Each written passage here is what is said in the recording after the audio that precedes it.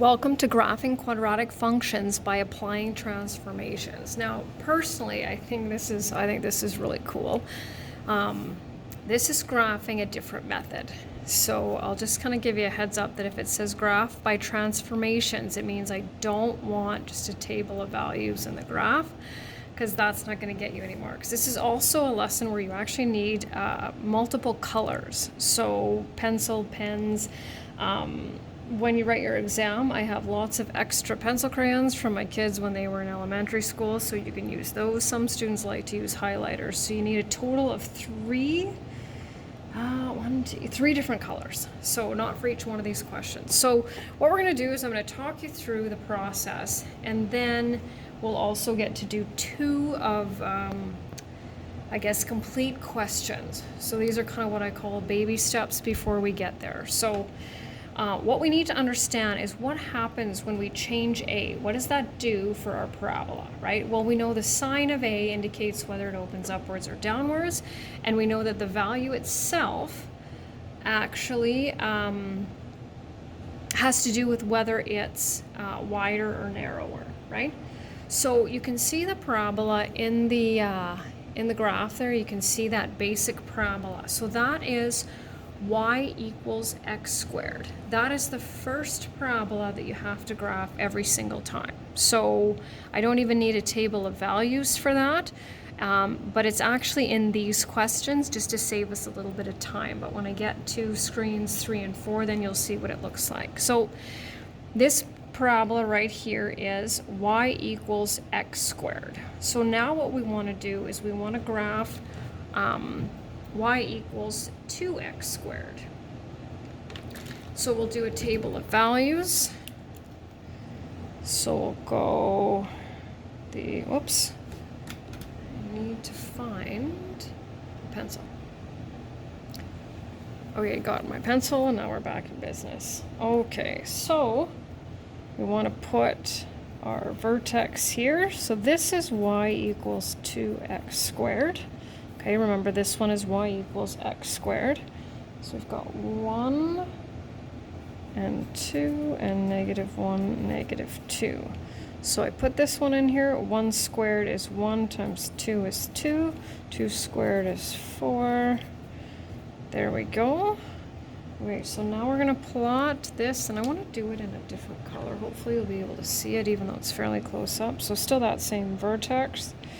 1 and 2, -1 and 2, and 2, 4, 6. Ooh, having a hard time seeing that. 2, 4, 6, 8, and 8. So as you can see, now that we've changed, right? So we've changed our value for A. We know that when A, we ignore the sign, when A is greater than 1, it makes it skinnier, right? It makes it a narrower parabola. So our description for that then would be narrower, right?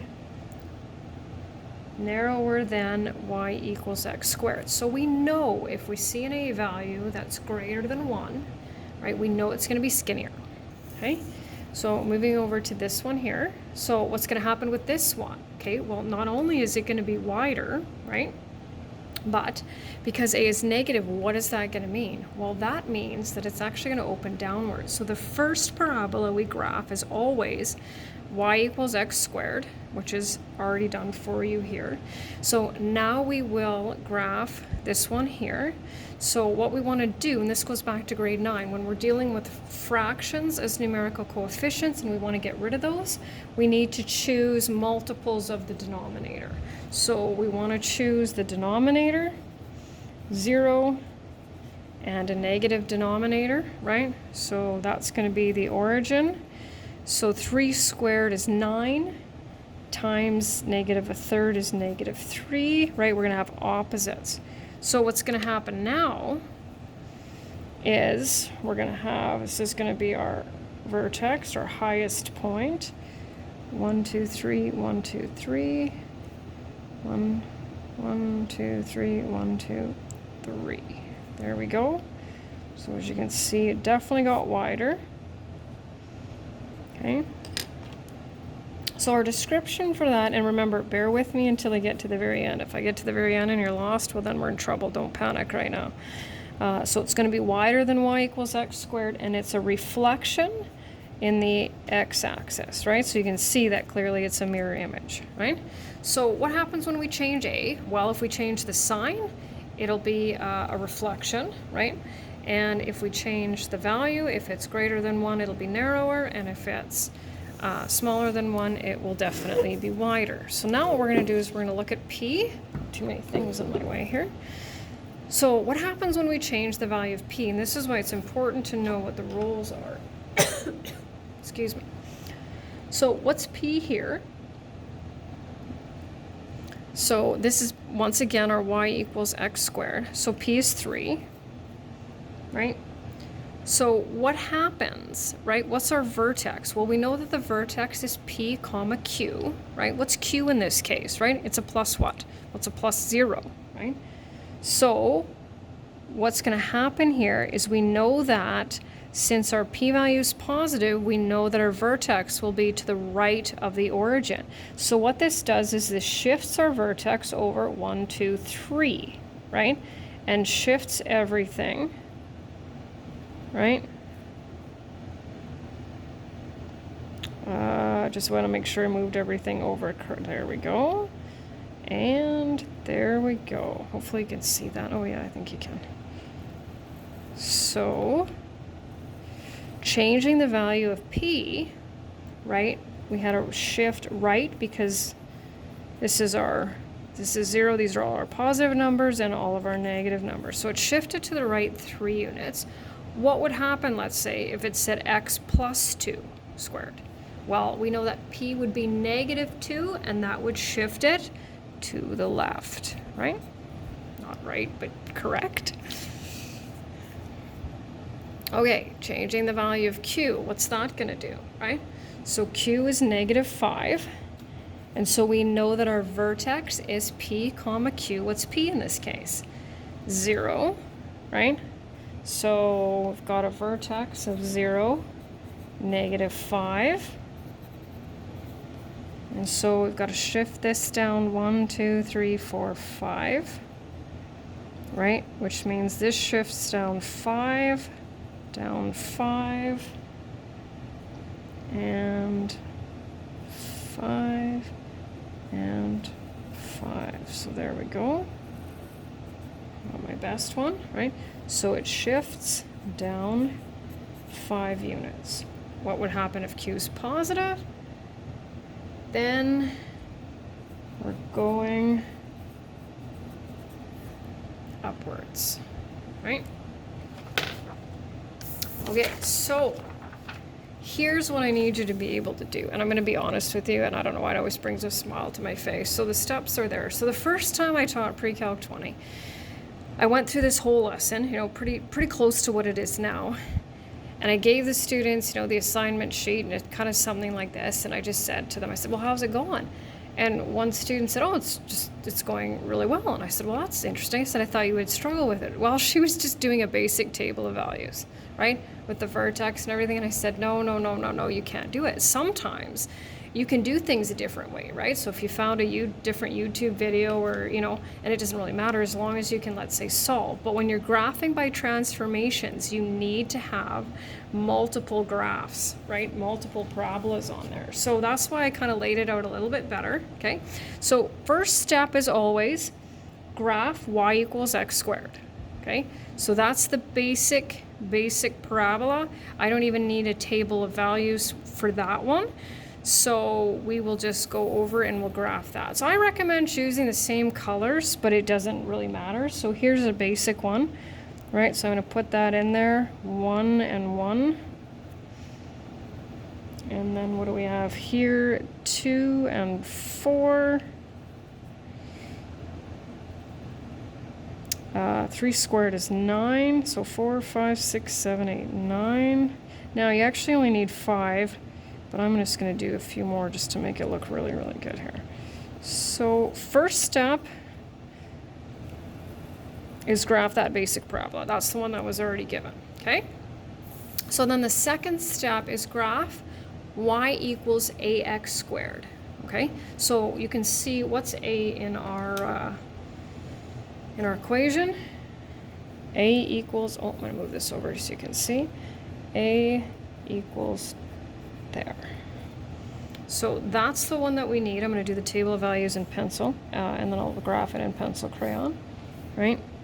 So this is the same one that we did. 1, 2, 3, x, y. So this is the same one that we did in the first one, so I'm going to use the same table of values, of course. I don't need anything fancy, but it does in the instructions say table of values. Okay, so what do we know about this one? Well, it's clearly going to open up and it's going to be skinnier. We graphed that one already, right? Okay, so, and this is the crucial one as well. So we've got 0 and 0, negative 1, 2, 2, and then 2, 4, 6, 8. Let's see that one. Okay, so it is narrower, which we knew. Okay, so number 2 says table of values, which we have, and it says, and describe the width and reflection. So there's no reflection because A is positive. So we know that it's going to be narrower than y equals x squared, okay? So then number 3 says describe and apply the vertical and horizontal shifts. So let's look at what's P. What's the value of P? P equals negative 3. So will that be a left shift or a right shift? Because P is our x coordinate, right, of the vertex. So we're going to write shift left 3. I usually write units, but 3 is fine. Shift left 3 is fine. Shift 3 left I can deal with too, right? So what's our Q value? Our Q value is 4, okay? Shift, is that going to be up or down? Shift down 4 units, right? Shift 4, I don't care, okay? So we're going to shift left 3 and shift down 4 from which one? From the blue one, right? And that's where our final parabola is going to land. So I'm going to start, oh, that one's not going to stay. I can tell it's, the lead is loose in it. I want something that'll be able to see fairly well here. Oh, that one might work. So I'm going to start from this one, right? Shift left 3 and down 4. 1, 2, 3, 1, 2, 3, 4. So it's not working very well either. I'll make it work. There we go. Here's my next one. 1, 2, 3, 1, 2, 3, 4. Right here. 1, 2, 3, 1, 2, 3, 4. Okay, and you can tell I'm doing the whole process. 1, 2, 3, 1, 2, 3, 4. And you can see they're lining up the way that they should, right? 1, 2, 3, 1, 2, 3, 4. And that's its final resting place. So you can't just do a table of values with the vertex and I'll give you nothing for that, right? Because that's not transformation. And the orange one, that's where it stays, right? So there's that one. And then we'll do this one as well. And we'll do it the exact same way. Might give myself a couple of different colors here, right? So what's the first step? First step is always graph y equals x squared. So I'm going to do that one in pencil, right? Always that basic 1, 2, 4, 5, 6, 7, 8, 9.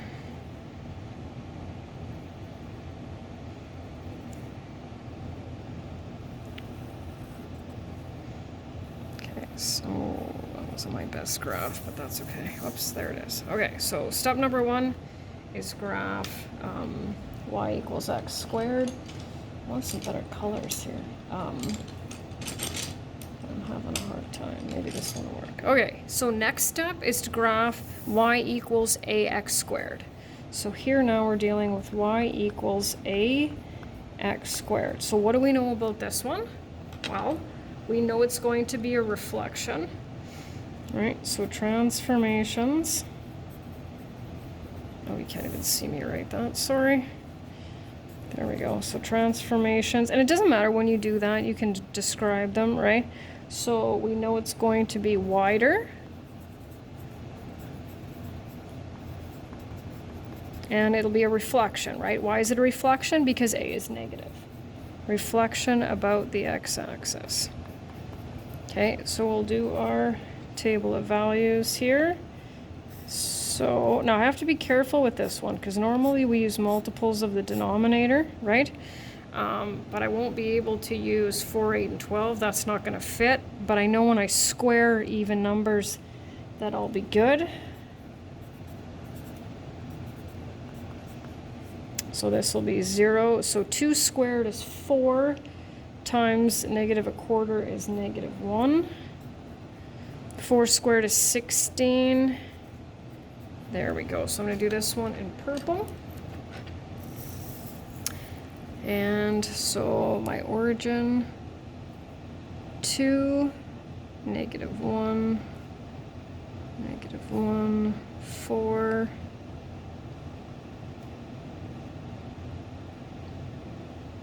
There we go.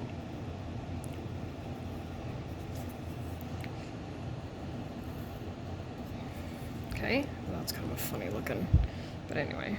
All right, so now we have to look at our values for, it's really not that bad, right? We need to look at our values for P and our values for Q.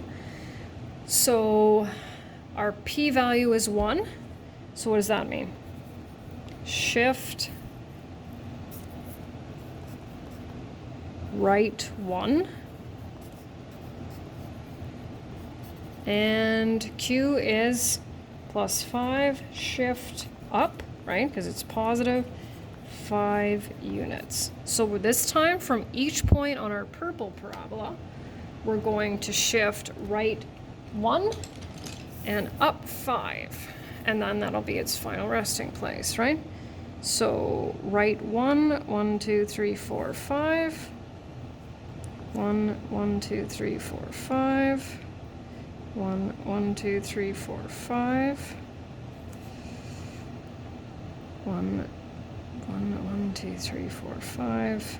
See how I'm getting that pattern? 1, 1, 2, 3, 4, 5. 1, 1, 5.